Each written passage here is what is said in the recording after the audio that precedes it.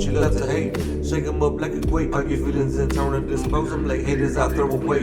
I'm forever blessed. Got the spirit that's wholly controlling me. I ain't gotta coordinate. I just sit back and buckle my bills and I'm ready to blaze in the stars of my destination. Melted broadcast, open vision. Melted broadcast, open vision. Melted broadcast, open vision. Melted broadcast, open vision. What's going on, everyone? This is Tony Mars and Mary Bly with the Melted Broadcast. And today we have Jennifer Shortridge, who is a paranormal author, researcher, and co-host of the 222 Paranormal Podcast, where she ventures into the shadows to uncover the truths most are too afraid to face. Based in Toledo, Ohio, Jennifer has built a reputation for exploring the haunted, the cursed, and the unexplained through her chilling body of work, including Toledo's Most Haunted, Haunted Ghost Towns of America, Haunted Railroads, Haunted Cemeteries, Ghost Ships of the Great Lakes, The History of Vampires, and Mysteries of Irish Folklore from Ireland to America. Her writing doesn't just tell stories, it opens doors. From restless spirits lingering in forgotten places to ancient legends that refuse to die, Jennifer pulls readers into worlds where history and the supernatural collide. Each page invites you to question what you believe and what you may be watching from the other side. Beyond the paranormal, Jennifer is also the author of Money Does Talk, Are You Ready to Listen? And Financially Stupid, blending real-world insight and a deeper exploration of energy, intention, and manifestation. With over 25 years of professional experience in business and accounts receivable, Jennifer balances logic with the unknown, but she'll be the first to tell you not everything can be explained. What's going on, Jennifer? Thank you, Mary and Tony, for having me. I'm really excited to be on the show. I'm looking forward to Yes, welcome. I was hoping I didn't mess that up. That was like no, it's fine. It's great. Quite a big resume. I know, it's long. I'll go shorter bio next time. Yeah, for sure. So why don't you go ahead and tell us, how you got on this journey? And yeah, sure. It's a long story, but I'll make it short as I can. So when I was just thinking back the other day, like, when did my fascination for the paranormal came about? And I finally figured it out. So I grew up in the 70s.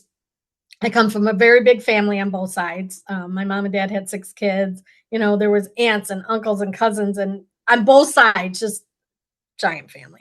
yeah. And I remember being a little kid, and there was always somebody passing away. There was either a wedding or a funeral in the 70s every weekend in our family. But I remember when I was really little, and my mom and dad would take us to the funeral home because there wasn't babysitters back then, right? We would load everybody into the station wagon and go off to the funeral home. But I remember going in and being like maybe 3 or 5 or 6 or 7, and being at the funeral home and feeling weird feelings like somebody's watching me. And I was that weird kid who would sneak into the back room to see if there was other bodies in the coffin, and in the back room, and I'd get in trouble and be like, "What are you doing back here?" But I was always fascinated with like death and the afterlife. And part of that comes from, so my dad, when he was like 24, he saw a UFO. Him and his brother saw it. And so he always had this fascination for the unexplained. He loved Bigfoot, Loch Ness Monster, UFOs. And so we would go to the library, back then we didn't have the internet. So we go to the library and there'd be a section of books about this big. It was the weirdo section, right?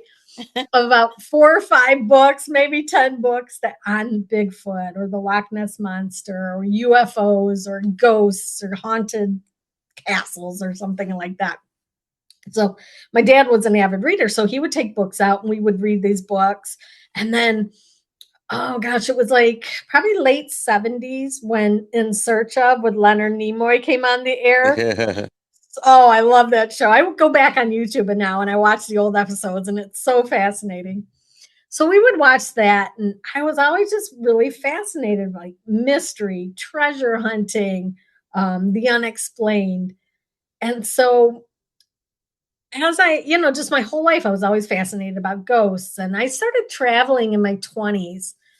And I went over to Europe. and I was able to like go to some castles and some, palaces, and I went to Stonehenge, and it was just so fascinating to go to these places that you saw only on TV or in books. Yeah. And I had a really interesting thing happen when I was in Ireland. So I was on this tour group, and my friend and I went, and it was great. Ireland is like no other place in the world. It's just like, I bet. it's magical. That's all I can say. Mystical, magical. So we were on this like bus with a whole group of people for like the whole week, that you go from one side of the country to the other and you stop at places. So we stopped at the Potato Famine Cemetery. And if the listeners don't know, the reason many of the Irish immigrated to America, because there was a potato famine, and that was like one of the main staples. It's very hard to grow crops in Ireland. So when the potatoes got this blight, I think they called it, and people were literally starving, they emigrated to America. I'll circle back to that later. Okay. But we went to the cemetery for the victims of the potato famine.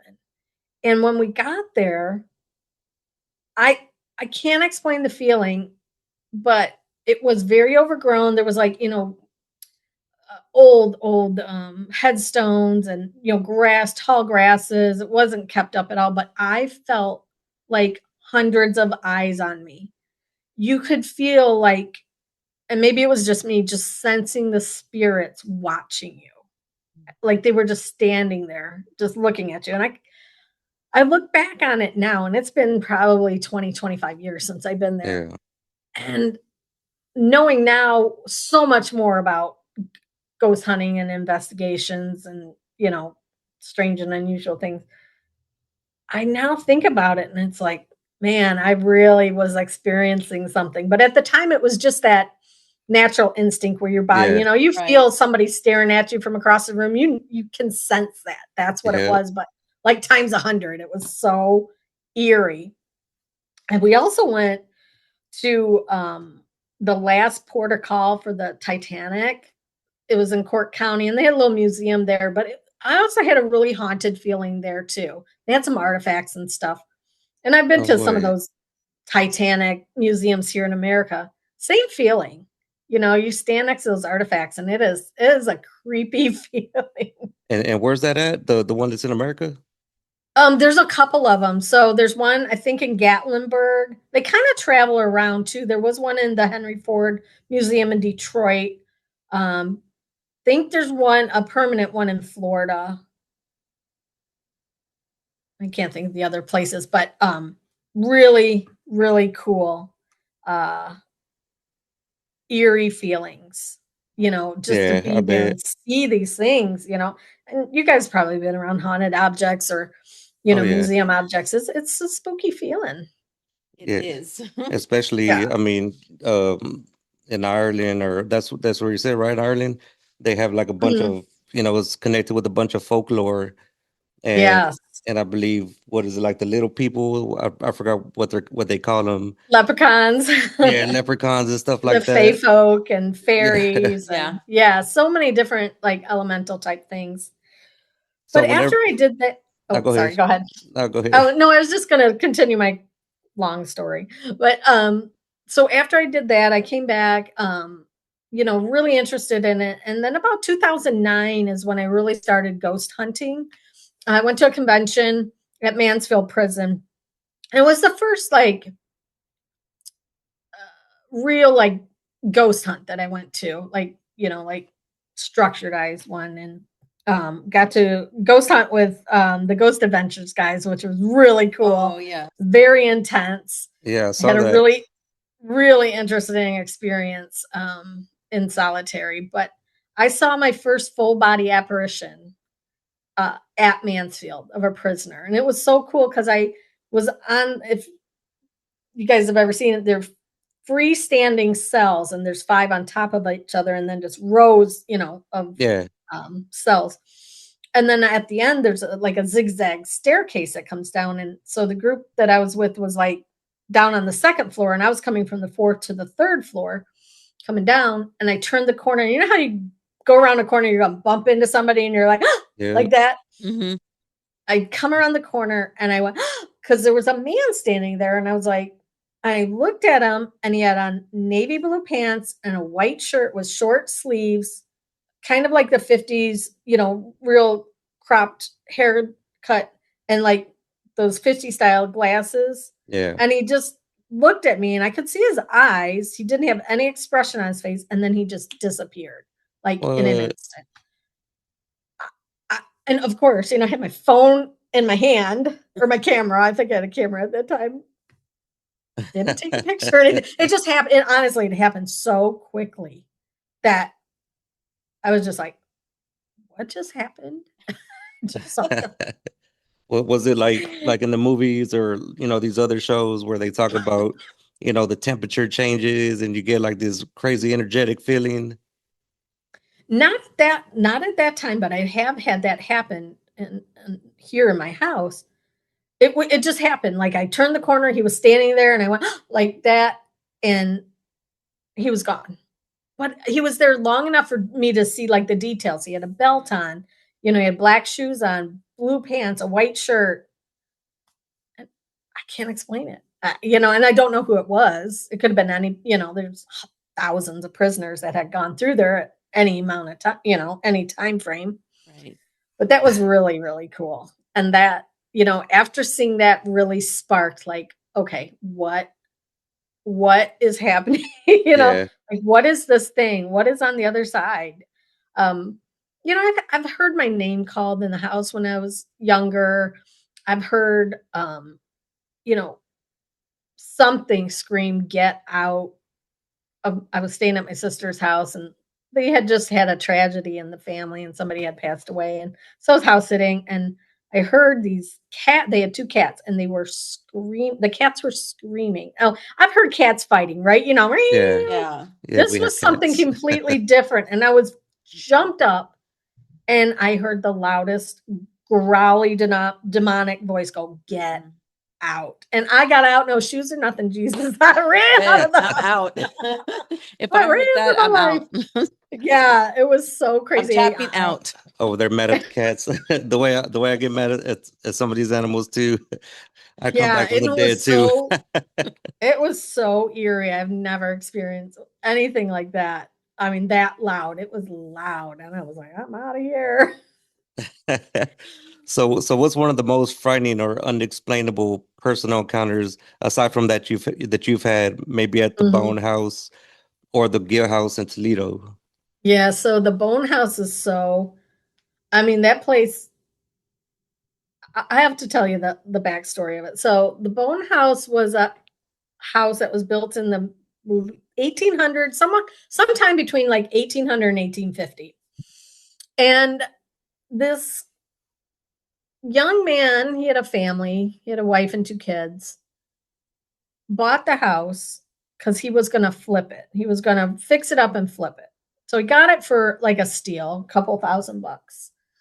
And so when he started going in and renovating, it was an old house. It was pretty much a shell, but like all the slat boards was still on the wall. So he started pulling those slats off the walls, and literally bones started raining out of the walls. Well, they were pouring down like you would see in the movies. Like human bones? Well, they hadn't determined at the time if any of the bones were human. All the bones that were found in the house were animal bones, but they may have found something human in the backyard. Still to be determined. Wild. The coroner has those bones right now and hasn't released that. So he was just couldn't explain it. Bones underneath every floorboard, every space in the attic. So he ended up just having some strange things, like his tools would move, and it freaked him out.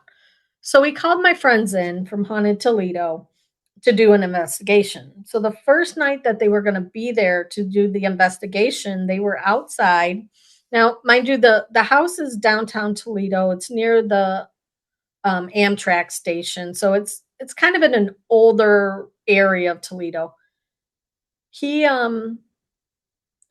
my friends were standing there outside the house ready to go in, and just oddly enough, this isn't paranormal, but it could have something to do with it. The young man walked up to this other young man on the corner, of the house is on the corner. They met it kind of at the sidewalk and went to do a drug deal, and it went bad, and the guy shot the other guy in the head. What? So the investigation got called off because, the police were there. It was a big mess. That's wild. Yeah, weird. So the next time they went back in, they went in, the house was so active. They were just like a 2x4 got flown across at them. Shadow figures, EVPs of their names being mentioned. Every equipment was either going dead instantly or off the chain. So I went in there the second time they investigated. Same things. So there was no heat, no water, no electricity, and no gas to this house. It's basically just a shell. Yeah. We were outside with the K2 meter wasn't going off. You stick your hand inside the door and the K2 would just go to red. Couldn't explain it.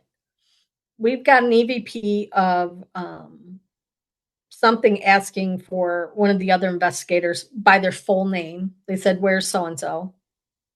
We got video of a shadow figure standing behind me and my friend Sarah from Haunted Toledo. They found love letters and different things stuck in the wall upstairs in the attic. Now, they found women's underwear, hair, hairbrushes, things tied up, kind of ritualistic. Mm-hmm. A letter written in old style Spanish. It was like an unrequited love letter. This man was in love with this woman named Maria, and she didn't want to have anything to do with her. So we think they were doing some kind of ritual. Excuse me. And he had things stuck in. There's drawings of a woman on the wall, in pencil, and other drawings. And then we saw one night when we were investigating a girl kneeling against the wall, like in prayer, up against a wall. Can't explain it. Found more bones. Well, once we started digging in, or my friends started digging into the history of it, they found out that the house had been used for Santeria for about 150 years. There was Santeria going on in there. Yeah. Excuse me. So, that kind of explains like the things they found, stuffed in the walls and, ritualistic type things. It explains the bones. Yeah, I was going to say that. It sounds like to me like it was more like a brujeria up at Santa Maria. Yeah. That's what is practiced in the culture. When they want to make how would I explain it? Like if I want to make somebody fall in love with me, if I want somebody, they do these things and they make these sacrifices to put the spell is what it is. Yeah. Okay. So when she was talking about the bones in the old Spanish letter, that sounded to me like he was trying to create the spell for Maria. Oh, okay. I get you. Yeah. So, it was just off the chain. And then the weirdest, I'll tell you the weirdest thing that happened there. So there was 5 of us up in the attic. So the attic was just like a big room, and it was like, floorboards. Some of the floorboards were missing. So you kind of had to watch where you walked because you could just fall through.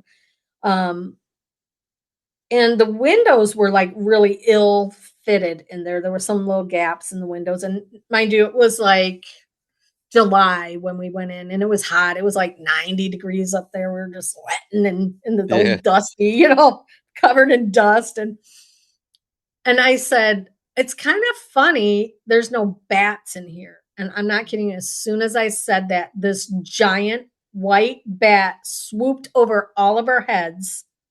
And we all 5 of us ducked. Now, listen, we're in Ohio. First of all, we don't have white bats. And it was like this big. It was giant. It was at least 3 feet. It wasn't a What? pigeon. It wasn't a bird. It just swooped over us and we all hit the deck and then looked and there was nothing there. It was gone. I can't explain it. That's crazy. I got goosebumps right now. Like I'm just, goosebumps. we talk about the connection between paranormal and all these things, right? So I'm thinking about when she was talking about the 3-foot white bat, you know what I'm thinking about? I'm thinking about, what do you call the Spanish folklore? Like, La Llorona, no, the Lechuza. lechuza. It reminds Okay. me of that. So I'm thinking maybe it's the same, but it takes on different forms, transforms differently. I mean, there's a possibility. Yeah, from what, like in our culture, from what we've heard of the Lechuza, it's like an owl, and She's yeah. big with wings. and she'll whistle at you. It's about the 3 feet. Yeah, and I had an experience a long time ago with that, where I had whistled back, and it freaking whistled back at us right afterwards, and then flew towards us.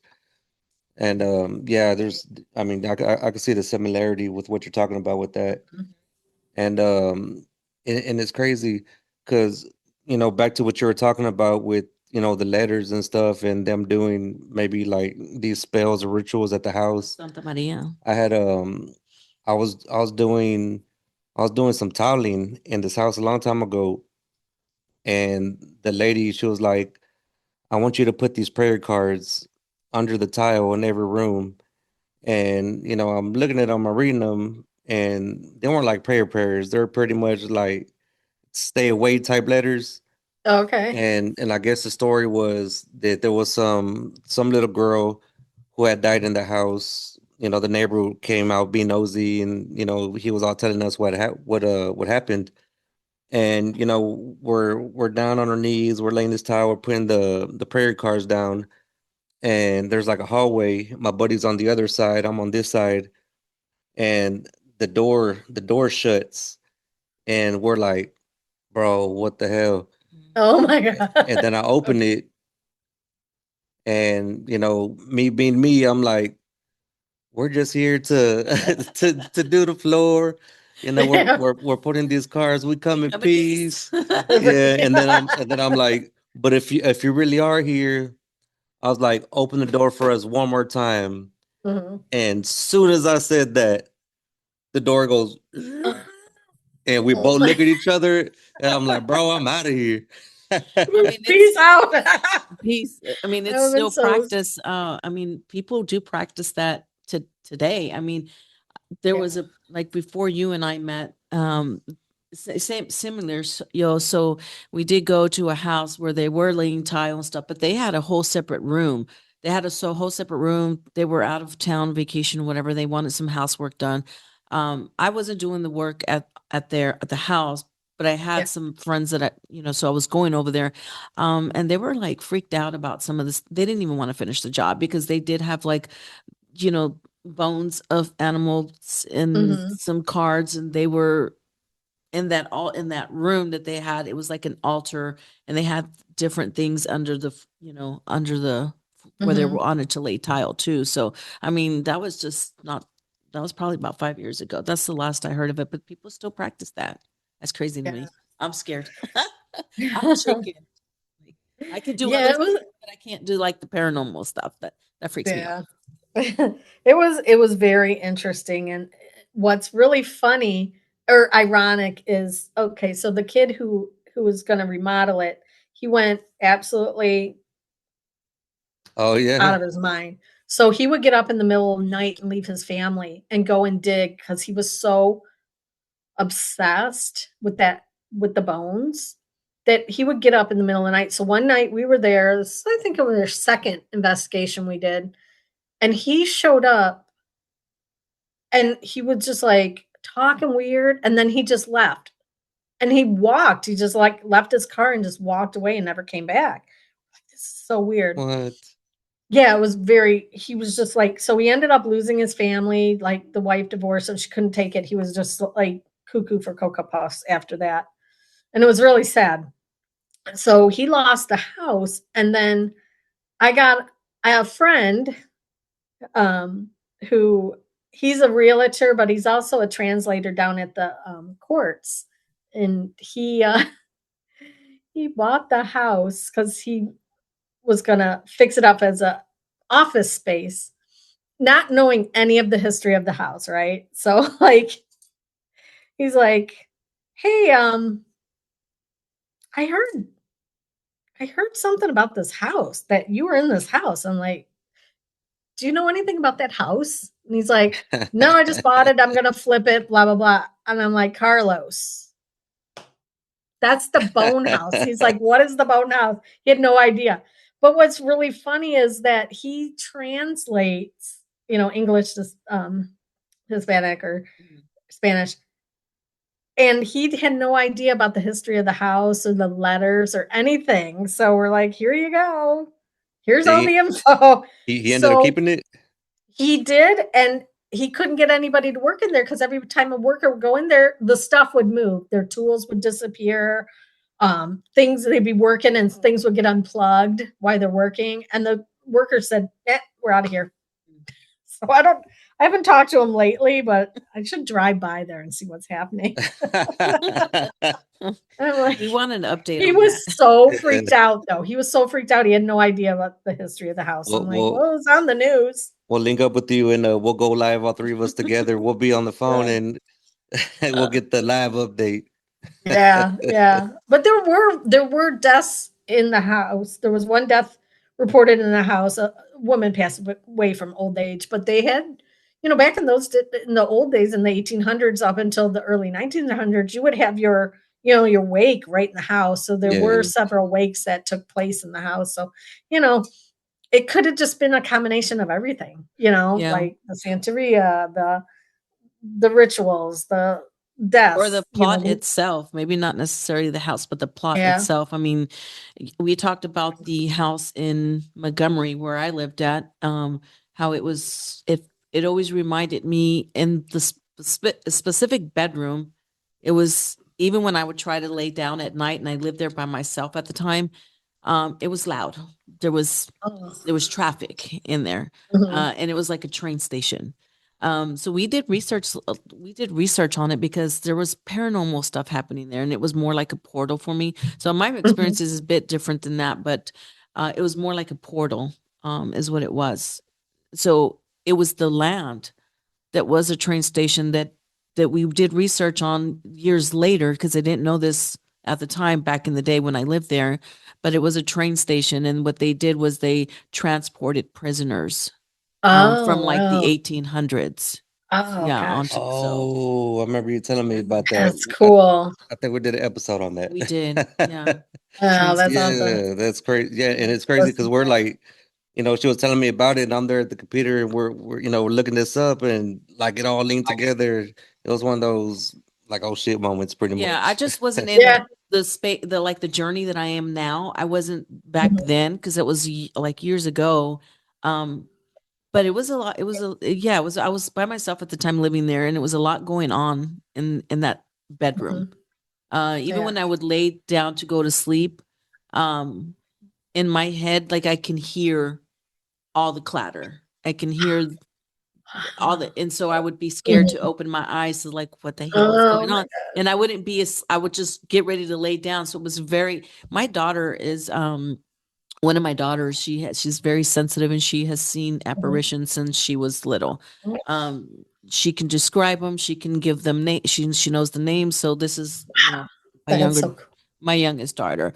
So when she came to visit me at that house and she went into the room, she immediately was like, either you get rid of the mirrors or we need to cover them. And she had, and I forget what little things were they that she had. She goes, and we need to place these here because there's so much activity here.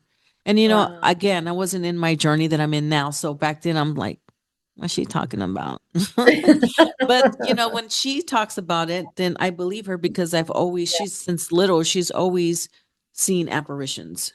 So I believe her. So she took the opportunity to cover like everything and put little things. Anyways, I didn't stay in the house too long after. I think I was in there probably like 3 years and then I was done. I was exhausted because it can take a toll on you. Oh, sure. And it's interesting too, because like when I was doing research for my book, Haunted Railroads, I find that a lot of the railroads lines are actually crossing ley lines. Oh, really?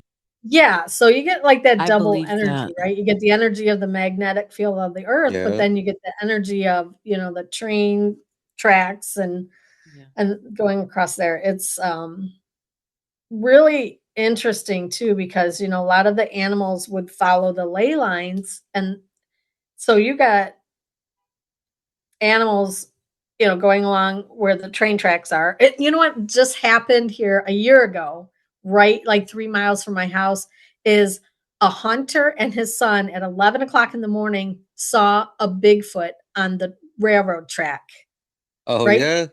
Right. Like, so it's about 3 miles from my house. And then not even like a half a mile. No, I would say closer than that, a quarter of a mile from Lake Erie. Oh, wow. So Okay. yeah, it was like my Makes sisters and I sense. literally jumped in the car and drove up there, and we're looking all over the railroad tracks and all back in the woods looking for Bigfoot. Okay, so We never found him. what what's your take on Bigfoot? Because I mean, there's a lot of people who are like hardcore into it. They're out there searching for it day and night. Do you think it's like an actual physical, I guess, ape or whatever, or some sort of interdimensional being? Yeah, I am of the theory that is an actual physical living being. I think there's just these little subsets left of um, you know, whatever. I don't even know what they would be called species, I guess, of Sasquatches or Bigfoots. Um, what's interesting though is I had talked to and had on my show these primatologists. They went to Africa to study apes and work for zoos, and then they started digging into the whole Bigfoot concept. Like, Yeah, could it happen? And they were very convinced that, yeah, it could definitely. It had like a lot of the same like nesting and eating habits as like the great apes. Um, the metatarsal break was just like the great apes. But I honestly, I think it's just a physical being that, is probably dwindling in numbers now. It probably yeah, was a lot more prevalent, but you see a lot of in the, Native American culture in, references to the, hairy man or the wild man or the wild beast or yeah. they That's had true. some other name for it, I forget off the top of my head, but I had an experience once that I think might have been a Bigfoot. Oh, I yeah. was in Tennessee, and there's this lake called um, Dale Hollow Lake, and it's like a finger lake, so it's got a lot of like little like inlets and you know um, places. You rent houseboats, and then you at night you tie up in these little alcoves, I guess you call it.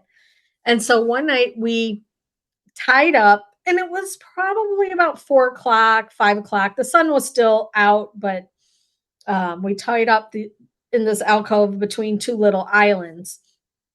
And so my sister and I got off the boat and we went onto the shore, and it was very rocky type shore. And then there was like a cliff about 4 or 5 feet tall before like the forest started. So, it was a big drop off. So there was like no humans on this um, island. And so we were just looking around and had this weird feeling. I'm like, something's off, something's off. And this deer came out of the woods, and this deer looked at us, and we're looking at the deer, and it was like deer in headlights both ways. Yeah. And then it took off, and then a rock came out of the forest and arched over at my sister and I, Oh, like yeah. something through. So there was like, it would have had to been something that could pick up something and throw it. It didn't roll down the hill. It arched over at us.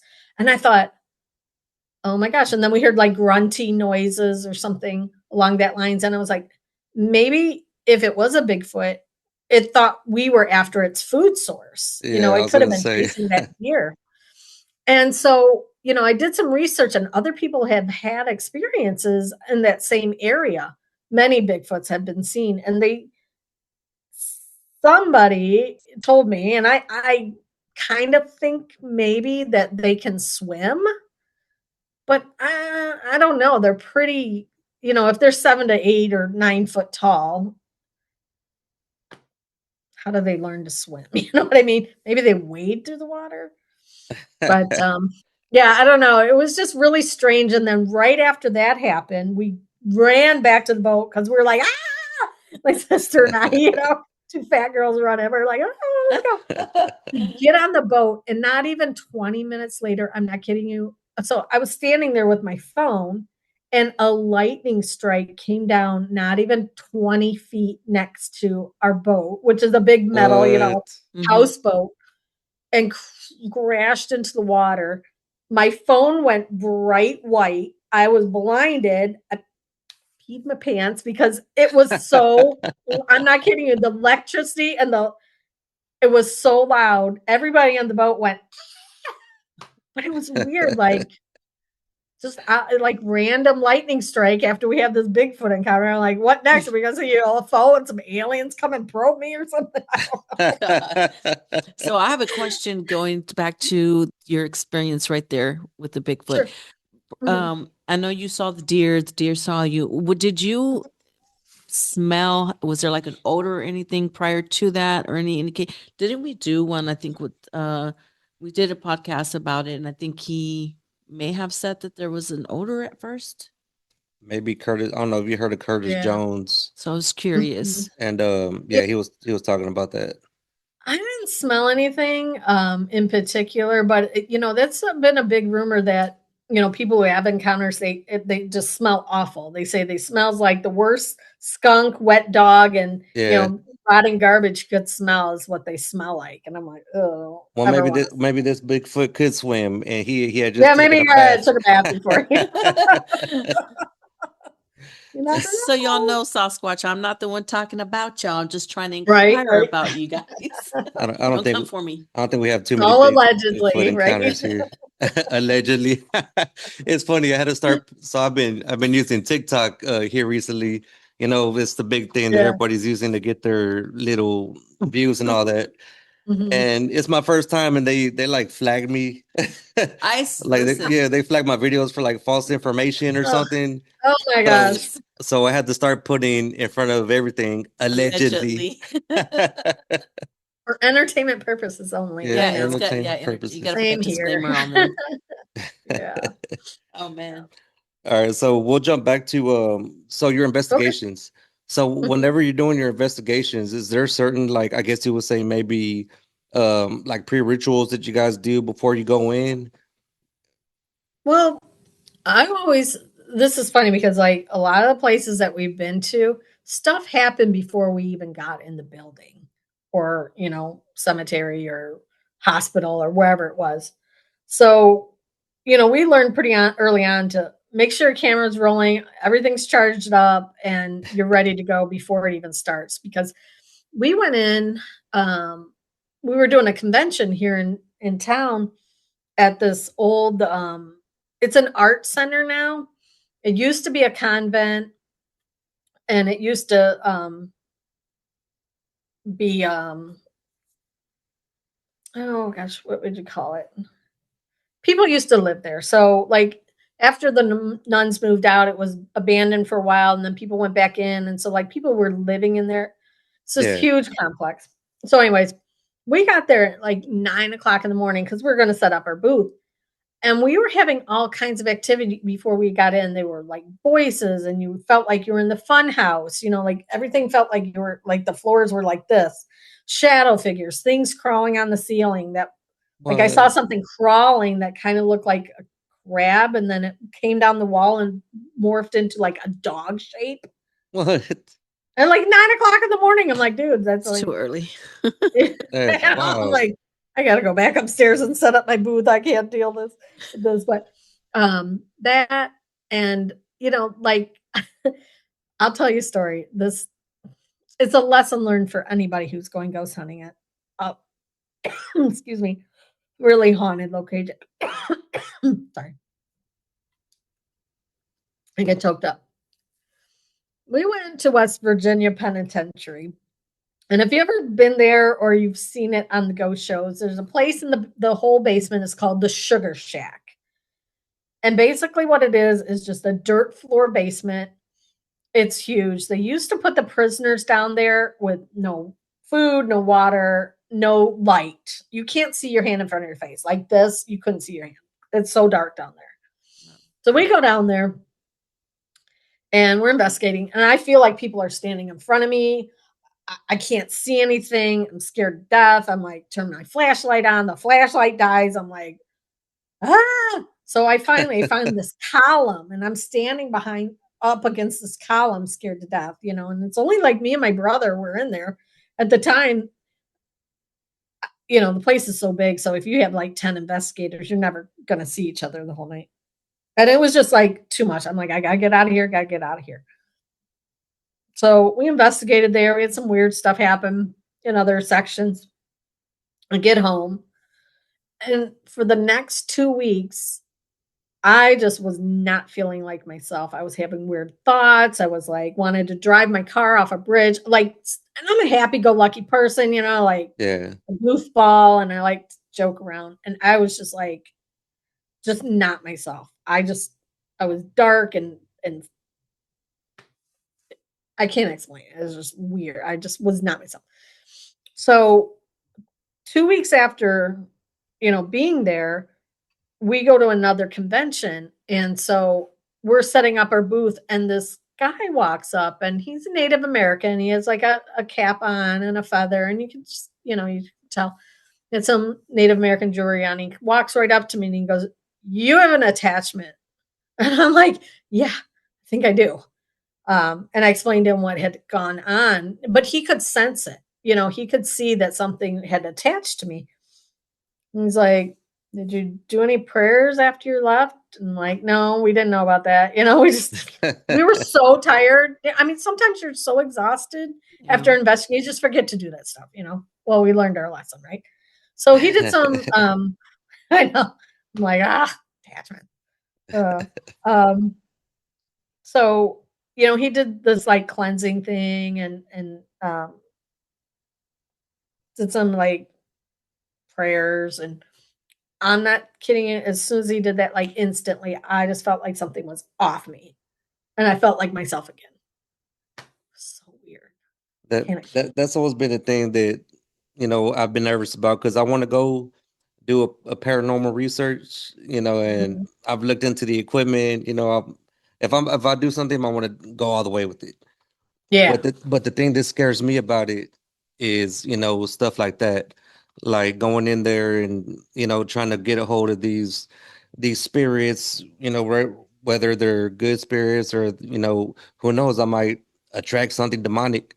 And I'm scared that I'm gonna come home and, just like you had an attachment, and crazy stuff's gonna start happening to me because since I was a child, I've always had paranormal stuff happen to me, like just like personal stuff, and it's been like that shit up until now still. Yeah. And I could just imagine going into somewhere that's like crazy haunted and going in there and then coming out, and that's intensified by like 1,000. So stuff like that, it was, what scares. I like to talk about it, but And I never thought I didn't even think it was real. I was like, these people are just being dramatic, or want attention, until it happens to you and you're like, oh my gosh, this is real. And I've been in places like, where just Uncle Charlie's, in the rocking chair since he passed away 50 years ago and it's fine. But someplace like that where you have, everything was happening down there because there was they just threw everybody in there all the time. There was deaths and rapes and murders and everything. And so the energy down there was really, really bad. So, it's fine if you go and do these things, but you just got to make sure that you protect yourself. So I was going to say that we have, we lost a friend to that. oh yeah. Oh my who gosh. also did investigations, and he always had, since he was young, had seen some things, paranormal and stuff. Mhm. And he had a podcast too, and they did investigations and stuff, and then one of those investigations, what was reported back to us was that he wasn't no longer the same. They thought maybe there was an attachment, and it went on for a bit, and then we lost him. Yeah. Oh man. And this was Sorry like for your about loss. a year and a half ago. Yeah, and actually talking about him, I reached out to him today. He's actually going to be Well, on. his son. Yeah, his son. He's actually going to be on next week. He would actually be pretty cool, probably to go on your show, or I don't know what area they're based out of. Well, where are you based out of again? We're out of Ohio, Toledo, Ohio. I think they're in Ohio. Yeah. Oh, really? They also I remember he'd given, because we talked about this when we first started the podcast, 2 years ago, I think. I don't remember, 2 years ago. We talked about the advice, because I'm one of those ones that, like Tony, I can understand UFOs, aliens, yes. But when it comes to the paranormal and ghosts and apparitions, I'm a little bit more scared of that, which is weird because I talked about this before, where we talked about the aliens and the visits that I've had, and how I feel like I was asked, is there a connection between, the paranormal? And yeah, I feel like there is. I feel like they come to you in apparitions or ghosts or something paranormal, because we can understand that more than we can aliens and UFOs. So I do understand the paranormal, which is why I'm more scared of the paranormal, of the ghosts and Yeah, stuff. no, I understand. Yeah. But they It's to talk about the tips and stuff, things to say, to not have the attachments when you go in. But I still don't have the courage to go and do investigations like this one over here wants to go and do. I'm sorry. I have a chicken beginner shit. set in my cart right now on Amazon. yeah. But know the location, know what the history of the hauntings is, like if you're going in just into an old, manor house that, just Mm. doesn't have the same activity as a prison or a hospital would have, and just say your prayers of protection and tell them they can't come with you or they can't attach to you when you're done. And I know this probably sounds funny, but when we leave investigations, I'll leave my paranormal equipment in the trunk for like a week. Because if anything's attached to it, I'm not bringing it in the house, right? Like Oh, that I'm makes not bringing sense. my REM pod in the house when it's got, Uncle Charlie, attached to it, wants to come and sit in my living room. I already have enough activity in this house. Don't bring I'm extra. surprised none of these books have flown off the shelf yet. If you see anything, let me know, because Oh, sometimes that would be when great. I'm doing podcasts, I'm not kidding. It was like a month ago, I was on a podcast, and I usually sit here because I can put my books up here, I had a shadow figure, because I'll turn it, like my TV's right here. I had a shadow figure walk out of the TV and through the dining room when I was No doing the way. podcast. And I'm like, oh my God, you guys, I tried to turn the computer around. It was gone by then. I'm like, I think we had something similar, but and we're a We've had guest a lot on of stuff we're a happen. guest on someone else's show, ah, and remember, and there was an orb that flew across the screen, and then wow. I swear, like it was probably like this big, another orb Yeah. just come and slowly floats down, and we're That's both amazing. we're all looking at each other like, are you guys seeing this too? Well, also not like when we first did the podcast, I can't remember Charles something, can't remember his name, the one who can remote view. Do you remember the Charles Russell? Oh yeah, When he was talking about the cemetery, when he was at the cemetery and seeing yes, remember that, I don't know what it was in here that fell and made that loud boom noise, and we're like, what just happened in here? yeah. Even Remember things were Keely, like being thrown. Keely even saw something. We're about to record something, and he was staring that way when he was sitting right here, just staring that way. And I'm like, you good, bro? He's like, bro, I don't want to try to freak you out or anything, dude. He's like, but I just saw a shadow figure Oh my God. just walk across the room. So if you're trying to warn us that books are going to fly off the shelf or something while you're talking, we're Never used know. to this, right? Okay, good. Nah, I have crazy stuff happen to me, and I Yeah. hate it because some of it, like I'll be frozen, and I can't move. Like literally, I Yeah. can't move. I can't scream or nothing. Like I'm literally frozen, That's and crazy. it freaking sucks. But Yeah. speaking of your books, though, I want to ask you. You have some books back here, but one of the books, your Ohio book, Ohio: The Haunt of Yeah. It All, covers 88 countries. So, what was the most fascinating or disturbing story that you uncovered while researching for that? So, Ohio, our slogan for Ohio is it's the heart of it all, because Ohio's kind of heart shaped if you take a look at it. So, I did a play on words, Ohio, the haunt of it all, Love it. because there's so much. I mean, from, we had the most Native American mounds in Ohio. There was 10 to 12,000. We're on the water. We're on a salt mine. We're all limestone. We're on No ley way. lines. It's insane. I got to tell you, uh, we have, and I can't say one specific one other than the house that I live in. This house has seen some crazy stuff happen. But we have everything. We have a huge number of ghost sightings tied to the Underground Railroad, because many of the slaves came up through Ohio to get to Michigan into Canada. So tons of activity through that. We've had 2 major circus train derailments in Ohio. So that was really fascinating. One was near Cleveland and one was near the Kentucky-Ohio border. And, back in the days, the circuses would, go across country by train, and there would be like, hundreds of performers and hundreds of animals and, workers and, just they would take these rails. Well, there was a train disaster. And I'm thinking this was in this July, maybe August, and the train derailed and many of the animals died and the circus workers perished. They were either, crushed or the steam or just injured. Well, they buried them in mass graves with the animals, some with the animals and some with the workers, and just put everybody together. And the show went on, they had to travel on, but those sites are so active. People hear trains crashing, they hear elephants, What? roaring, circus music in both the sites, and they're opposite ends of the state, which I think is fascinating, That's like, crazy. yeah, really, it's tragic, but it's so interesting. And I found we have, haunted cemeteries. We have witches' circles in cemeteries. We have a What? haunted Taco Bell. We have a haunted No, Arby's. I mean, like, not come Taco on now. Bell.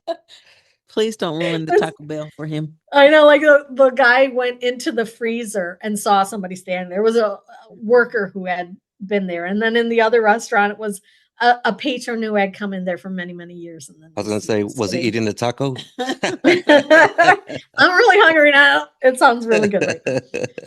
But it's just we just have all these unique things. We have a headless horseman story. We have a headless Oh, yeah. No horsewoman way. story.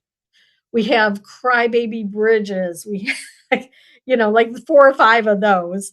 Lots of Civil War things tied to the Civil War. We have the Serpent Mound. That famous Oh yeah, site. I didn't know that's in Ohio. Yeah, it's a World Heritage Site. You can go on it. They don't want you to walk on the actual mountain part, but there's like a walking path around it. That's real interesting, like vibes there. It's peaceful and it's beautiful, but you can still tell, that there's spirits Yeah. there. So What's going that's on, really everyone? It's Tony Mars with the Melted Broadcast. If you or anyone you know would like to come on the show and talk about your experience, maybe you've experienced the paranormal, maybe you've been studying ancient history or the forbidden knowledge all your life, maybe you're a spiritual teacher. If you would like to come on the show, you can reach me at themeltedbroadcast@gmail.com or hit us up on the website at www.themeltedbroadcast.com. Peace. Yeah. there. So that's really cool.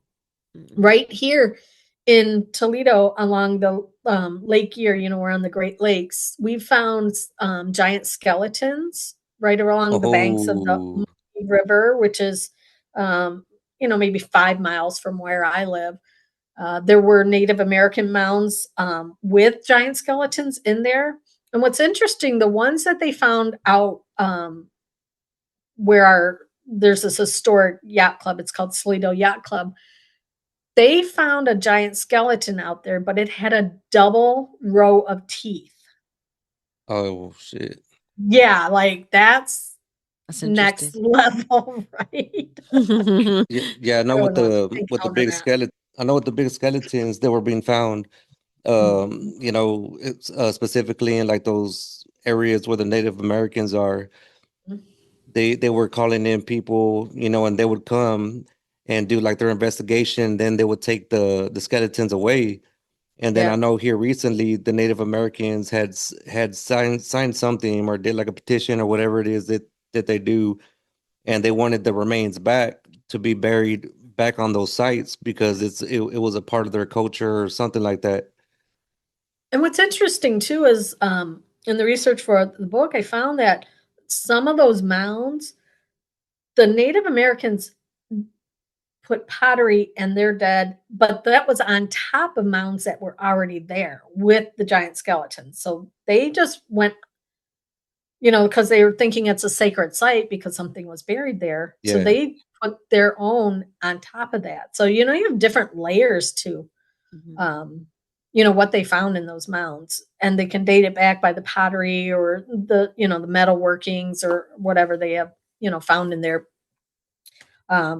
Interesting. We just found along the banks of the Maumee River a Native American settlement that had like 10 to 12,000 people living there at one time.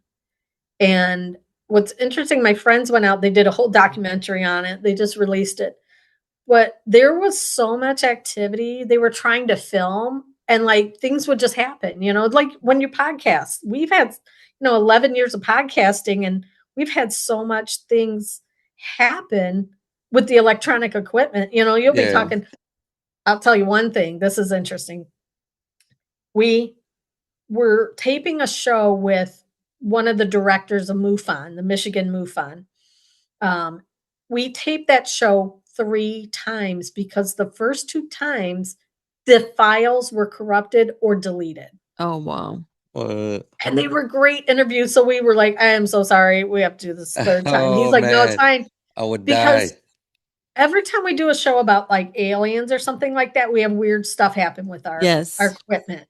We can Like attest to Joe's that. like, I know I hit the record button. I'm like, I saw you hit the record button. We had that last week actually. I was doing this thing that me and my buddy are starting. It's called the Reddit Files, and he gets like him by himself. He's like really active with the stuff happening to him. Yeah, they did MUFON did an investigation on him, and yes, and he will also has a MUFON did a documentary that's on Amazon, a couple years back to calling all hybrids. So shout out to Skits. But yeah. So whenever we're trying to start up, the screen would go blank. Our stuff didn't want to load.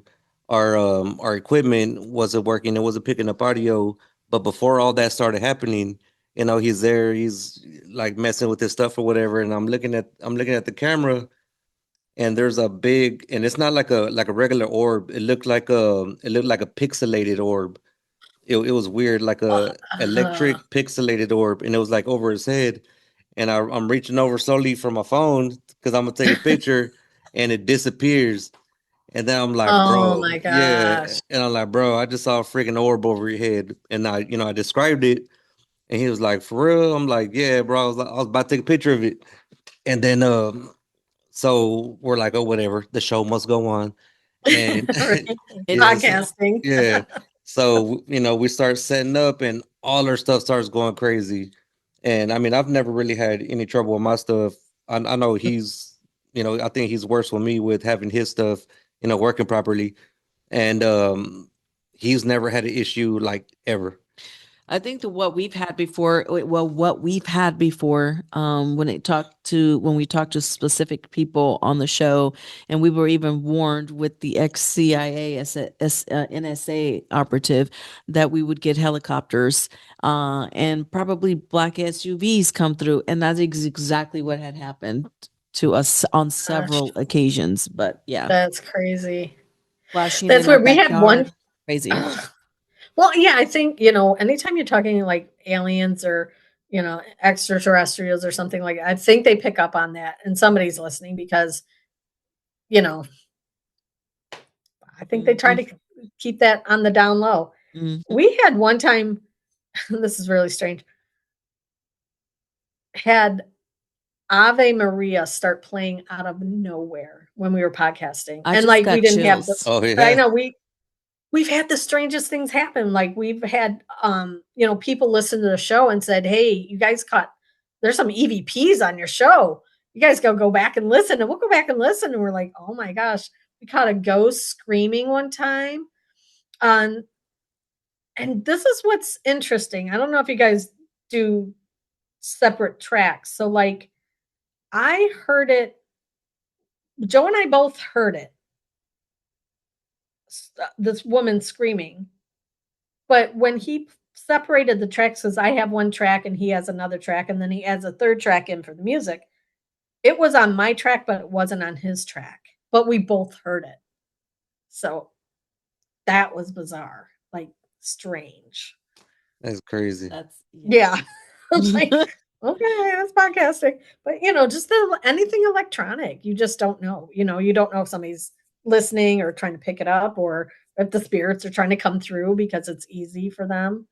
I see you got a giant mixer board right there. Like, maybe some ghosts in the machine. I love it. Crazy equipment. All right. So Mary won't be able to sleep tonight. No.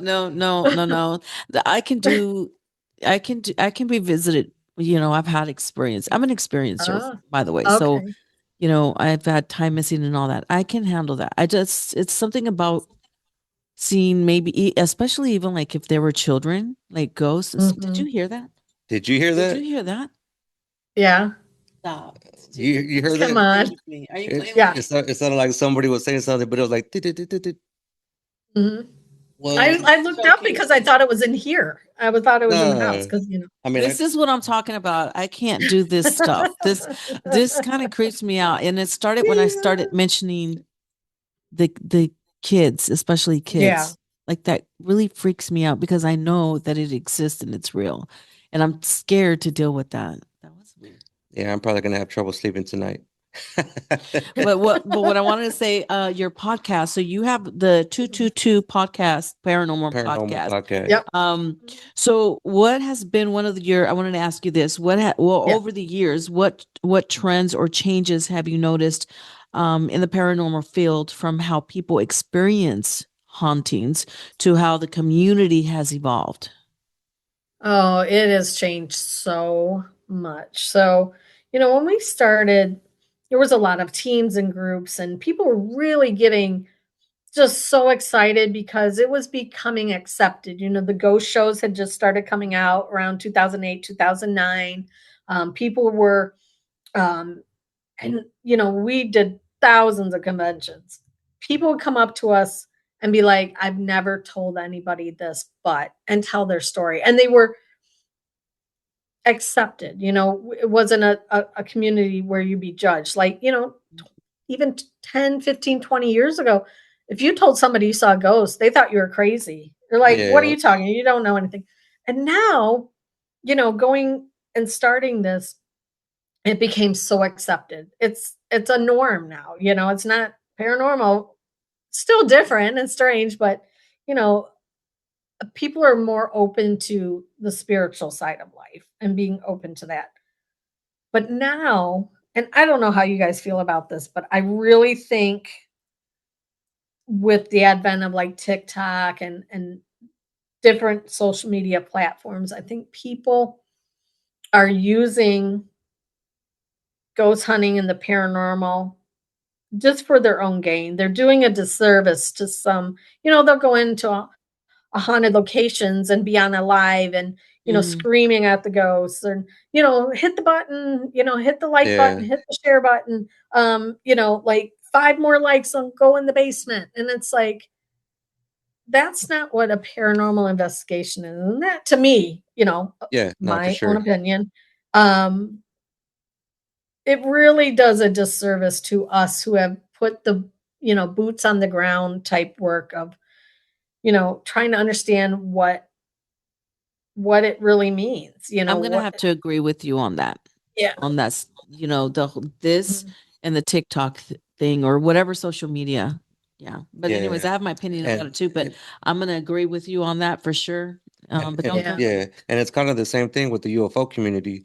Everybody's wanting the clicks or doing the clickbait, and one of the things recently that has kind of made me mad was the recent passing of David Wilcock, and they're everybody on social media is jumping at it. Listen to his last Rest in 911 peace, call, please. and this and that, and throwing people on the bus under the bus. I feel like it's disrespectful and it is a disservice to you guys who have paved the way for doing, UFO researchers, paranormal investigators, I'm chicken shit. I'm not going to do a paranormal investigation. Do I believe that? Yes, I do. So I want to thank you guys for the real people who've laid down like everything, who did all that. There's something more meaningful to this than getting on I'm sorry, guys, on TikTok. I'm a TikTok live person, but that's different from my jewelry stuff. But what I'm saying is, it's so disrespectful to be on a live and urge your viewers to click 5 more, 10 more followers. When that is so intimate and personal, what your experience is when you go down and you do your investigations, these are real people that lived at one point, and whatever traumatic thing happened, whether they were murdered, whether they died from sick or old age, like it's so disrespectful to me. Yeah, I agree. We had a situation here in town. One of the most haunted buildings in Toledo that is kind of like our home base. It's called the Collingwood Arts Center. It was a former convent, and it's 2 theaters in there. And these 2 paranormal, I'll just call them YouTubers, went in and did their, went in to do an investigation and this video. And they said that, 500 nuns had died in there. And it was all wrong information. And it was all like them just screaming and reacting. And it was like, that's not an investigation. You're trying to connect with the spirit, and try to find out what's on the other side. And then everybody thinks that's the way you should ghost hunt. Go in and scream at a ghost. You just don't walk into somebody's house and start screaming at them like, talk to me. Talking to this device. Like I go in, I introduce myself. I ask if the spirits want to come through. I'm very respectful to the spirits. I try to understand and communicate in a way that maybe they would understand. Like you go in and you have a ghost who died 100 years ago. They're not going to understand, you sticking a recorder out and saying, talk into this. They're like, well, what, or, a REM pod that lights up. Maybe they think that's fire because that's what they were used to, like if you get near something, it'll get burned.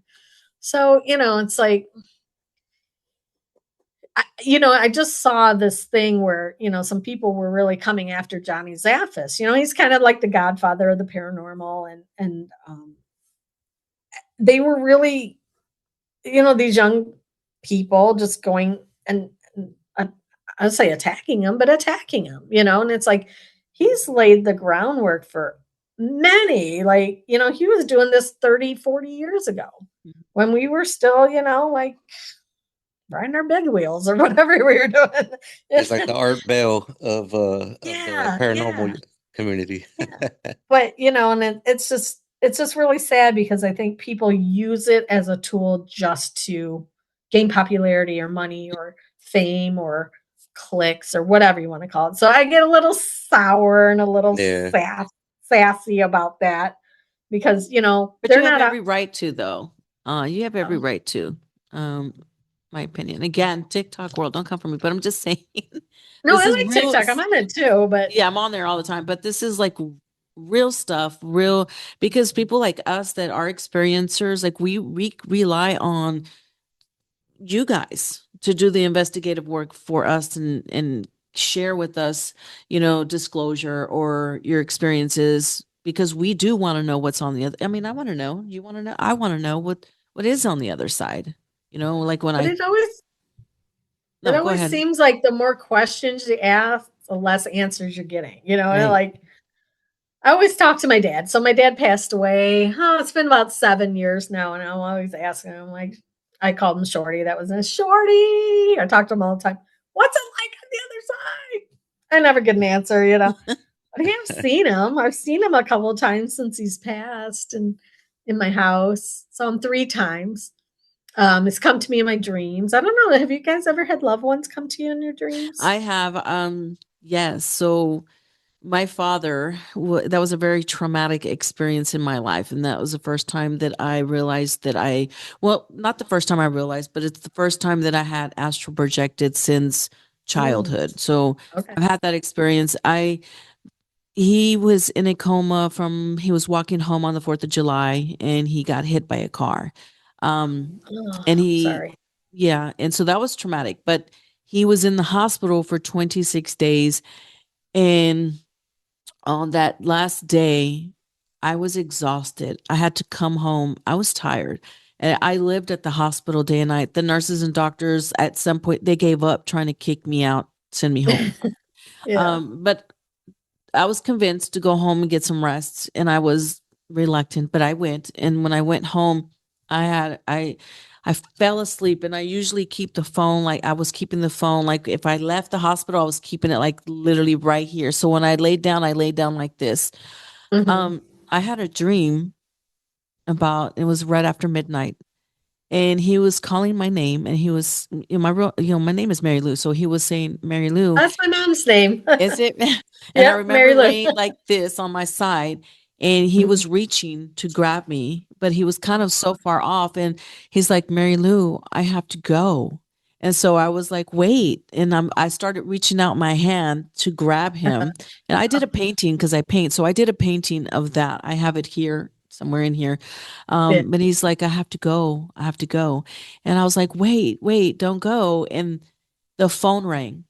And I knew he was gone. At that moment, he was telling me that he was Oh my gone. God, So I I got dreamt about goosebumps. him. And my sister, I answered the phone and she goes, Mary Lou, I said, I know, I'm on my way. He's gone. Like he's gone. They'd been working on him. When I got to the hospital, he was gone. They'd been working on him for 40 minutes. So during the time they were working on him, there's when I was dreaming and he came to me and he was telling me that he had to leave Oh my already. gosh. Yeah. That's And kind of a blessing, it is a that blessing because I did have that you closure. had Like, that. yeah. Yeah. And I had seen him a few times after that. I was in a dark place, when it came to that. That was my dad, I was gonna Yeah. he was gonna come live with me. I was gonna take care of him. So I was in a dark place, and probably like 8 months after, I did get pregnant, and then I lost the baby, and I had a dream of him. I had a dream where he was walking down I was depressed after, I stayed depressed because of him and then her. And I named her after him, Jolene, because his name is Joe. So I had a dream. He came to me in a dream because I was always wondering like what she would have been like. I had a dream that he was walking down this hill with her. She was wearing a yellow dress and they were holding hands and they were walking down together. So that dream let me know she's with him. They're together and he's got her. He's taking care of her. So that was comfort. So yeah, I do have him come every now and then. I mean, not often, but he does drop nuggets sometimes to let me know certain things. Yeah. I had a dream after my dad died, and he said something so profound to me. And I woke up hysterically crying. And I'm not a crier because I couldn't remember what he said. Oh man. But I that know it hurts my was so soul. profound. And I woke up, I was hysterical because I was like, I can't remember what he said. But yeah, it's interesting how a dreaming of somebody and then a visitation dream, Yeah. how different that is. And They're very you know, different. it's so cool. You know, I had my uncle died, my dad's brother. And then he came to me in a dream right after he died. And it's the only time he's ever come to me in a dream. And he sat down next to me and I said, "What's heaven like?" And he said, "Oh, sweetheart, you got to see it. It's beautiful." And then he was gone. And I was Oh like, wow. "Oh my God." It was so incredible. I just was like, that's amazing. You know, Mhm. Yeah, like the I thing that got happens. goosebumps. Man, I got the goosebumps so bad. Yeah, I had goosebumps earlier too myself. I know with Yeah. my family, whenever my grandpa passed, the so the two crazy things that happened. One, the same thing with the dreams. I had I had a dream that my grandpa had. I was with him, and he was like showing me. He was a handyman. He did everything, Mhm. electrical, carpentry, you name it. And I had just finished electrical school, and he was showing me like, "Hey, mijo, this is how you do this," but it was different, because like the scenery, the way it was set, like it's like everything was glowing, kind of, and he was showing me how to do all the work and stuff like that, and it was just like real inviting though. And I remember waking up, and the next day I called my mom. I'm like, "Hey," I was like, "Man, I had this dream about Grandpa last night. I think he visited me." And she was like, "Anthony, did you talk to your little brother?" Yeah, I remember. And I'm like, "No, why? What happened?" The night before, he had a dream of my grandpa too. Not the same situation, but he had a visit from my grandpa in his dream. And not only that, the night before, the same night that me and my brothers, my little nephew from my older brother, his son had had a vision that he had looked out the back window and saw my grandpa and described my grandpa. And then, with my family, with the afterlife, we've always associated, the bird, the cardinal. It's always been Mhm. something like really, really meaningful to us. And I mean, to this day, in the backyard, there's always a family of cardinals. Oh The my the gosh. red male, the orange female with the With the babies. baby. And I'll go out Oh my there. Yeah, goodness. this happened like what, like maybe like a month ago. I go Yeah. out there.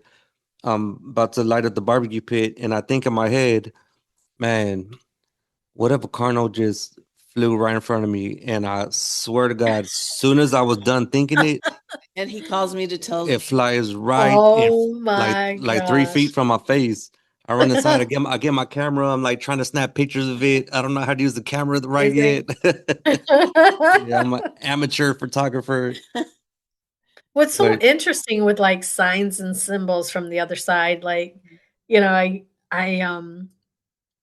know somebody who her husband passed and he would send her dimes. So she would find dimes all over, like random, like she'd come in the bathroom and there'd be a dime and she, doesn't carry I've heard change or that. anything. It's Yes, that's just like pennies wild. or dimes. Yeah, yeah, I've heard that. That's not the first time I've heard that. feathers, I've had feathers. feathers many times, Yeah. in the house. Matter of fact, in here, it's some white feathers, very small, tiny. So sometimes I think, was that Jolene? Like dropping a little sign, let me know she's still around. She's around here. Like, I see you, mom. Yeah. I Yeah, love it's that. amazing. That's Like, the part of the paranormal I do love. yeah, yeah. Like I'm a huge believer in like angels and spirits. Yes. Like your spirit guides and Mhm. there's Yeah. angels that protect us and there's angels all over because I'm telling you, there was one time and I can't remember where I went to investigate, but I had a really, really weird experience. I woke up and there was like this, not making this, scary clown faced person standing over my bed. But the Oh, face was of a man that I used to work with who was very scary looking. I mean, he looked like a serial killer, anyways. And I'm telling you, just I started saying the Lord's Prayer and it went away. But it's like I always call them angels. Like I feel like I've had a guardian angel, or probably two or three, that I had that experience one time in Hocking Hills, Ohio. It's very um there's a lot of caves and caverns and hiking trails and waterfalls and cliffs and things like that. We were walking along my entire family on this like path that's like a sheer drop off and then a sheer cliff this way. And you got to walk on the path and it's really dangerous. And I remember I was like 4 or 5 years old and I stepped off the cliff. I remember seeing my foot over the cliff and this man came out of nowhere and grabbed me and pulled me back on. And I remember looking at him. He had like it was the 70s. He had like a plaid shirt on and bell bottom jeans and kind of an afro and like glasses. And I looked up at him and then he was gone. And there was nowhere he could have went. Either he would have fallen or been front or behind us. And everybody saw him in my family. And he pulled me back on the cliff and he disappeared. I'm like, is that, to me, that's an angel story, you know, like, yeah, that's what else could it have been? Right. And, you know, that's what I believe. Weird. It's your Yeah. guardian, one of their guardian angels. Do you feel like they are with us for a certain time and then it's someone else, like they're recycled? I'm talking about well, you're different. You have a watcher who's been with you since childhood, but do you think like the guardian angels are always with you, or do you feel like they're there for a specific time and then another guardian angel comes into your life? I don't know. I think, I just feel like we're assigned one when we're born, when our souls enter our body, and that guardian angel's with you the whole time. But I also feel like you have spirit guides on the other side, like, that come and go. It could be your family members who passed who are always with you, because sometimes you have that intuition, and you just feel like that person, like say, your godfather would say, hey, I wouldn't turn that way. Okay. Or I don't go down there alone. So, I think, I don't know. I always feel like I've had a guardian angel my whole life, like they're always with me and you can talk to them. I think there's other angels, other levels of angels. But I also think you have spirit guides, people that are, somehow our souls are connected, some kind of soul connection. Yeah. Most likely family, because I always felt like my grandparents sometimes are there, or my uncles, or, somebody who's passed on at some moment in your life, whether you need advice or you're just in a state, need some help or guidance. I think sometimes they step in and they're like, your internal voice, Mm-hmm. and then you hear a different voice and somebody's talking to you. Yeah. Or maybe that's just me, but I've heard, I definitely have somebody somebody or someone watching me. I've definitely put myself in some some stupid situations whenever I was younger. And just for me to so just for me to be at the point that I'm at right now, I mean, there has to be. There absolutely has to be. Well, I mean, I know that there are. I just wondered if maybe because you have soulmates, but you don't have a one forever soulmate. You have different, because it's different levels, different types, different seasons of our lives is what I'm saying. So I wonder if it was the same, but I guess that makes sense now. Since you mentioned the spirit guides, because they are different from your guardian angel. But interesting. I think guardian angels have the ability to step in when you're in danger, where spirit guides are more just giving you advice and maybe some wisdom or knowledge, or direct you on the right path. I think the angels are more like here to physically save us from doing something dumb. Like, when you're a teenager and you walk across an abandoned railroad track, right? It's like 50 yards before. up and you're like, don't think about it, and you didn't fall and die. And then, 10 years later, you're like, what did I do? Right. Do you ever try to reach out to like your guides? All the time. How do you do that? Do you go into like a meditative state or? Not really. I just talk to them. I think they're around us all the time, like there'll be times I'll be like, oh gosh, I'm like, I always talk to my dad because he was so great with advice. And I'm like, my lawnmower's broken. How do I fix this? Or, what do I do about this washing machine? Or, should I save my money or should I go to the casino? What should I do, Dad? And the whole time you're like, And I "Please never say the listen on that casino. one. Please say the casino." I See, love a because I have casino. a feeling I'm gonna win about $1,000. Right? So being that you've spent so much time in the paranormal field and all this time as a podcaster, you said you have 11 years, I believe is what you Yep. said. Yep. What We've been it, on the air yeah. 11 years. So what advice would you give to upcoming paranormal investigators and people who are still coming up, for example, in podcasting like us? What advice would you give them? Well, first, buy my brother's book. It's called From Zero to Podcaster. Tells you everything you need to know. One of the first things is make sure you hit record. I can't tell you how many times we recorded a show and forgot to hit the record button. Oh man. Don't Got go there. 45 minutes in and we're like, No, she did like a "Oh." 3-hour episode and forgot to press Exactly. record. I'm telling you. Oh, I mean, man, it's that just hurt my simple soul. things. Oh man.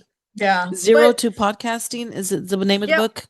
yeah, it's on Amazon. It's under Joe Shortridge. But, my brother's the technical and I'm kind of like the, entertainment, the Gotcha. clown. But,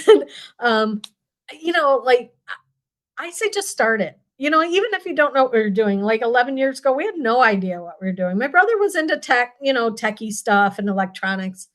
But we really didn't know we didn't know marketing. We didn't know audience. We didn't know show notes. We didn't know links. We didn't know any of that. We just had to learn. And I think it's better when you just dive in blind than trying to prepare everything and trying to make it perfect. It's never going to be perfect. It's never. You're going to have a guest who comes in and drops the F-bomb, during the, religious talk or whatever it is. Oh man. Yep. That's You know, awesome. You're going to have the guest who gives you one word answers for an hour. Like, yep, I've had uh-huh, those. the worst. I'm like, oh my Yeah. God, but just do it, like it's just like starting a business, you just learn as you go and you don't repeat the mistakes that burnt you or hurt or, and I always say give good content because nobody's going to continue to listen after 11 years if you're not teaching them something or sharing something or Yeah. being real about something. I know there's a lot of podcasts out there. Like you guys do a great job. You come in and you give good information. You have great guests, interesting guests. You're just not talking for an hour about some BS, like I literally had a guy interview me on his podcast and he was sitting on his floor and had nothing prepared. He had no sheets on his bed and he wanted to talk to me for an hour. And I'm like, oh my God. He's not prepared. What's crazy about today is we came in, we had pages of questions. So and, organized. and just like the way it went, I mean, I love it. I don't think it could have gone any better. That's how I prefer podcasts. I hate doing questions that are pre-written. I rather it just go with the flow. But I want to start being more prepared, and doing more research on the person. I'm a combination of both. I do prepare, like I have my own podcast that I'm going to get back into. I took some time off because listen, as a podcaster, when you have people on your show and then the topics we talk about, their energy, you carry that energy. Well, at least for me. So for me, I was carrying so much energy because the topics I was touching on were cancer survivors, children with cancer, domestic violence, sex, can I say it's SA, those types of, real topics, real people, real ish. It was my thing. And so the energy was so like I was so drained and I needed some time like to reflect because it was a lot. The stuff that they would say that I had to cut out because they asked, after thinking about it, can you cut it out? So for me, I do a little bit of research on whoever I'm going to interview. Mm-hmm. And I didn't come in with questions before. This is that Tony likes to be prepared. I'm more of, let's get this conversation started. My first thing is tell me about your childhood. And when you start talking, it's like a natural conversation. Then and then you know what? The question I had to ask, you already answered it. And then it just just kind of goes on from there. That's the best kind of guest, right? Yeah, that's how it was in the beginning. You just started knocking out questions, like literally almost damn near in a row. So I'm like, there's nothing for me to ask. What am I asking? She's everything that's on here. She's met with except for the finance books and the crossover themes, like the financial books. For doing 11 years and Which over is pretty good. 500 podcasts, I know what it takes to be a good guest, right? It's so, excuse me, so much easier when the guests just flow and talk. Yeah. And it makes your job easier for editing for and sure. ours too, like. Less it's, editing for me and for Tony. Yeah, I know my brother does all the editing. I used to. No Listen clue. here, you podcasters out there, please appreciate your behind the scenes tech. Yeah. Because I did all the editing in the beginning for his podcast and my podcast. And he would say, so much "You've been doing this for like all week." And I'm like, I really want to. What you mean? I've been doing it for a week. It takes time. I have to listen to everything, cut certain things out, make it squeeze the track a bit because and so he's getting a taste of that. It takes a lot. So shout out to all the techies out there. I love it though. Yeah, and it's interesting that some statistics on podcasts is 95% don't make it past episode 7 because people realize how much work it is. So if you're making it like 2 years like you guys or 11 years like us, it's a commitment. It's a full-time job. And I work full-time and I take care of my mom too. And I take care of my house. And I have 5 other side hustles, so it's like. You sound like me, but no the sleep. Editing, podcasting and editing. No sleep till Brooklyn. Correct. Yeah, I mean, I was up this morning like at 4:30, editing videos already and doing that little promo I did earlier. So he's realizing now why I was taking forever to edit 1 hour episode. Are you kidding me? You got to listen to the whole thing, cut out the stuff where there's like dead air. There's a lot that you know. And I love it. My brother made a blooper reel after about the first 5 years. We need to the do first 5 years, all I said was and he said, you know. And so he put a blooper reel of like 50 together and sent it to me. There was one that took me forever because I stopped counting at 120 something. There was a lot. So this part I'll be cutting out. I don't want to say his name, but I know who you're talking about. I was so mad and told him, don't ever send me a video like that again. And I think at that point is when he said, let me start helping, because I think I'm starting to realize how hard this is. So but he enjoys it. He does a great job. Well, because I used to do music, so like editing the music and doing all the beats and stuff, like that's always been my thing. So I mean, it's something I've always enjoyed, and keeps me busy on my free time. Mm-hmm. So what's free time? I don't even know what that is. Like I'm writing books. I'm like, this is my free time now. Yeah, I mean, we enjoy it. Like it's great to, be able to. Just circle back to the question. The question was, what advice should we give for podcasting and paranormal investigations? If anybody is starting out to do investigations, I would say 1, don't provoke, and 2, start recording before you start ghost hunting. And watch out for mold, because I went into a location one time that was completely full of mold. And we went into a haunted cave one time, and my brother got cave cough from the mold in the cave. So cave cough? I've never heard of that. Yeah, it's like where you get this respiratory infection from the mold from being in a cave. I would love to be in the cave. So I was in a cave when I visited Prague. It's a little town outside of Prague. Catacombs. We went out to the catacombs. Oh my goodness. If anybody can get out there or to any place that has catacombs, I would recommend it for sure. And yeah, you know what? It's- I was shocked. I Yeah. didn't expect that. But it was awesome. But yeah, catacombs. And this was I can't remember the town, but it was outside of Prague. Because I was in Prague for a month. It was awesome over there. Yeah, we went Very down to interesting. You got things are down underground, and catacombs were in the caves outside of Prague. It's a little city outside of Prague, probably about 2 hours, about 2 hours away. But it was interesting. It was pretty big, and to see the bones I mean, it was endless. Really? Yeah, Oh my gosh. it was endless. But That would be overwhelming for me. Like I would get in there and being yeah, I didn't go far into empathic and that. sensitive, I would just be like, I can't handle this. Yeah, I think I was probably in there maybe 30 minutes of that, maybe 30 minutes. Mhm. And then I didn't venture too far off from the like main entrance. And then after that, I was like, okay, yeah, let's go. I'm going home. I want to leave right now. Yeah. Well, it's interesting, when we went down to that cave, it's this huge cave and it's the tip of southern Illinois. And it's right on the Ohio River and it has this really old haunted history. So originally, Native Americans used the cave, they would live in there.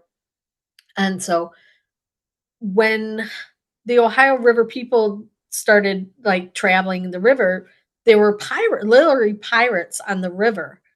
And they used this cave as their home base. They made it like a brothel. It was like a pub at one time. It was their bandit hideout or whatever it was. But they used to put a woman out in a little dinghy. And when the big ships would come along, like I don't know what they were at the time. So we're talking like 1700s to 1800s. Yeah. And they would think a woman was in distress and they would stop and the pirates would come and kill all the people and take their boat and all the goods that were on there. And then they would take it back into the cave. And then there was one pirate who the cave at the top had a hole in it. And he, for fun, would just kick people through the hole and they would fall down and die. Or he would What? put them on a horse, tie them up and put them on a horse and, whip the horse. And the horse would run and then go off the cliff Oh, and man. fall. And the people would die at the base of this cave. That's So horrible. there's all kinds of haunted activity in there. And, like we're like, okay, we didn't capture anything except for Joe got cave cough, which lasted forever. I'm like, you never know what you're going to bring home. Oh, I have this one story about something following us. So we were at a convention in Pennsylvania. And so we were going along and we found this haunted location. And we're like, we're going to stop by on the way home. And it's called the Black Cross. So there's a historical marker out there. So back in the days when they were building the railroads, there were immigrants who came in from all over different languages or cultures. And when they were building it, the yellow fever, one of the fevers came through, and hundreds of these men died while from the fever while they were doing the railroad. So because at the time they weren't from this area or they didn't speak English, they wouldn't bury them in the cemetery. Yeah. So this farmer donated a plot of land so they could do a mass grave and put all these yellow fever victims laid to rest. So they took 2 railroad ties and made a cross. So that's why they called it the Black Cross, because that was the marker for the burial. The railroad ties since disappeared. Nobody knows where they went. But it's about, I don't know, 50 yards in from the road. And there's no houses around. It's in this very forested area. You go out and then the forest dips down just into this huge valley. So we go there and we're looking around and it's very eerie. Now there's no houses around. You're like miles from houses. And we walk in and you get a creepy feeling. But then the forest went completely silent. It was like in the movies, where everything, like there was not a bird, a branch, a leaf, Yeah. went Okay, dead, that's scary. Yeah, that's the dead worst. silent. And we felt like something was watching us. And so I had gone into the forest just a little bit beyond the actual, grave site. I'm not even 10 yards in. And we heard a baby crying. What? No. We heard a baby crying. Oh my God, what is going on? So I go back and there's like this old stump. And it was about 5 foot high, just an old tree stump, like cut off trees. And I look over and I saw it, but my brother saw a man come out of that stump and lunge at him. And my brother's very mild mannered, nothing gets, he's just like chill. He jumped about this far off the ground. I'm not kidding you. I saw his body rack and then I react.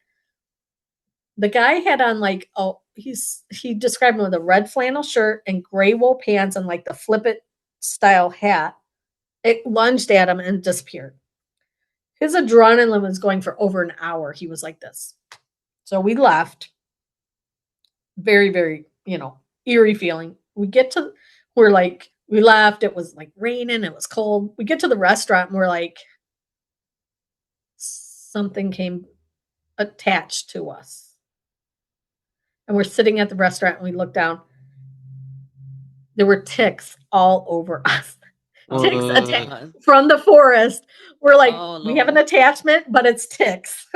Oh my God. Got our bill and we ran back to the hotel and like our friend Josh was with us too. We all had to take like really hot showers and make sure we check us for ticks. I'm like, you gotta be careful when you do an investigation. You never know what's gonna attach to it. Could be living. Going back to where you said that that it was everything got silent. Mm-hmm. It just made me think, like what kind of a dark energy, or does it have to be for like bugs to not move? Kind of, like to take control of the whole the whole environment, the wind. Interesting to think about that. That happens a lot when people have Bigfoot sightings. They say the forests go silent. Yeah. But it was just like in the movies. It was like, I don't know. I can't explain it. And then to hear the baby cry and there's nothing around there. And, anybody can stop there. It's like a historical marker. It's on the side of the road, but it's way out in the country. But it was one of the most unique experiences. Like, I was expecting like the Predator shimmer to start happening or something along that line. A unique experience. Just covered another question for us. Yeah, we need to bring her on again for a part 2, though. Yeah, I feel like there's a lot more we can pick. Information to pick your brain. Yeah. Well, we'll go ahead and wrap it up. Okay. Yeah, Jennifer. So, where can everybody go to see your podcast, your YouTube channel, your books? Where can we get all this stuff? Yeah, so our podcast is on all the podcast outlet sites, Spotify, or Apple Podcasts, everyone you want. You can just Google us. We're on Facebook, Instagram, TikTok, X sometimes. But, if you wanted to check out my books or my brother's books, we're on Amazon. Just go to Jennifer Shortridge or Joe Shortridge. I have 38 books out there right now. Most of them are paranormal, but I have a couple that are I have one on grief. If anybody's grieving, it's just a guide to grief. I have some manifestation books. I have some financial books, and a couple romance stories that I wrote 20 years ago. They're really bad, but no, I'm on social media. We have Facebook page. You can go to our website, www.222paranormal.com. We have links to our books there. We have links in all of our show notes to our guest books, our books. So everybody, you can check that out or stop by a convention. I'm going to the Bigfoot conference next weekend in Ohio. Bigfoot. Yeah, hoping to see him. I'm hoping. He's been making his way down Ohio. I don't know if you guys seen that online. No, I haven't. Yeah, he's been spotted, and it's almost like the way he's been spotted. He's moving down Ohio towards. No way. the place we're going where he's been sighted before. But I really, just appreciate you guys so much, Tony and Mary Lou, to have me on. And you guys are doing a great job. And I really like your podcast. I listened to a couple episodes, and I like your style, of questioning. And I think you're doing a great job. And I really hope you and wish you the best of success. And hopefully, such an honor. Listen, the sure. Paranormal Podcast has been on for 11 years. So if she's saying we're doing a good job, damn it, we're doing a good job. That's right. Amen. Come at me now. Well, thank you so much, Jennifer. And for sure, thank you guys. I'll reach out to you and we'll try to set something up to go on your show. That'd be great. And tell you some of our I stories. can ask you all the questions. Oh, Joy, I love it. We got videos too. Yeah, videos too. I'm down. Awesome. Thank you so much for being here. Well, you have a great night, and thanks again for coming on.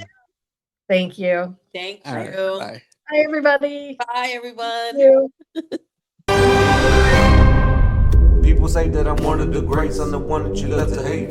Shake 'em up like a quake, pop your feelings and turn and dispose them like haters I throw away. I'm forever blessed, got the spirit that's holy controlling me, I ain't gotta coordinate. I just sit back and buckle my bells and I'm ready to blast in the stars of my destination. Melted, broadcast, open vision. Melted, broadcast, open vision. Melted, broadcast, open vision. Melted, broadcast, open vision.